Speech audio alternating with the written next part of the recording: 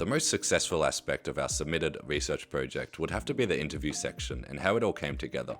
Obviously, doing this project online is a lot more difficult because you can't really record your scenes together. So for the interview, we had to each record our lines separately and hoped it sounded alright, like a natural conversation. And luckily I think it did, as it sounds like we were all there conversing with each other, which is great. And as I sort of mentioned, the most problematic part would have to be working together online. It involved us having to delegate sections of the project between each other and working on them by ourselves, which could have ended pretty badly. But luckily we did brainstorm and come up with ideas together on a call, so that each of us knew exactly what we were doing and how we would do it.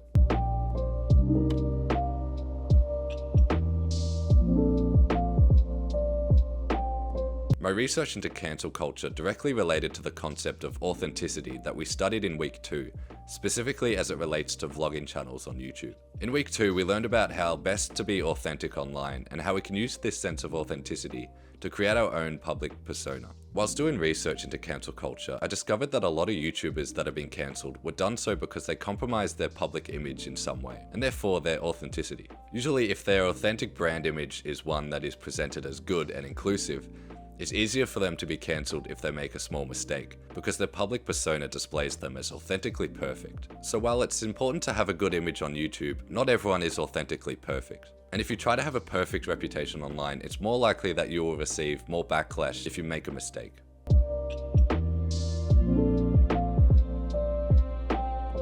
Audio-based media to me is more personal in a way. With audio media, the listener has to imagine the scenarios described by the audio, and therefore are more active than they would be in, say, a video-based media.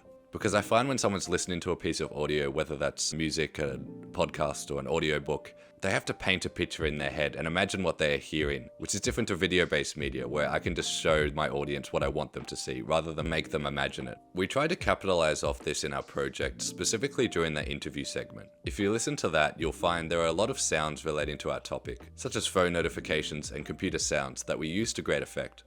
It was a huge dream come true for me to work with Morphe. I also lost 1.5 million followers and I'm not earning from YouTube anymore. More specifically, we used various audio sections taken from popular YouTube videos that relate directly to cancel culture, such as apology videos from YouTubers and audio from drama channels. The day has finally come and Shane Dawson has returned to YouTube. This week's been pretty hectic. Even though I got the consent to post that video, I should have never posted it. I think this allowed the listener to really become immersed in the concept we were discussing, as they got a first-hand audio experience of some of the consequences of cancel culture.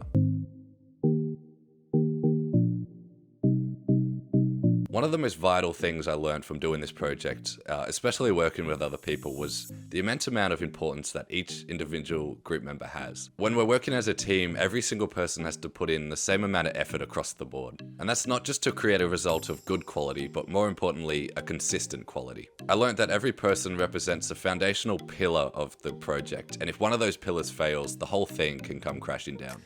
But luckily, I was blessed with an amazing group and everyone brought their A game. But I think it did put a lot of pressure on me, and I think everyone else as well, because no one wanted to be that person to let everyone down, which did result in a better project at the end. Overall, we had some really good feedback from our peers in week 8 who suggested a couple of things to enhance our audio project. We had a great suggestion, which was to increase a pause we included for dramatic effect. They suggested it should go for longer, and after we made that change, it actually sounded really good, so I was very happy for that.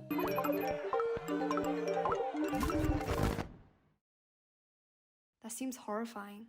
Another few suggestions were just about audio levels and making everything sound clearer, which really helped as well. Overall, I'm really happy with how it turned out, and I'd like to thank Ashna and Spring for being such great people to work with, and for helping to create an amazing final product.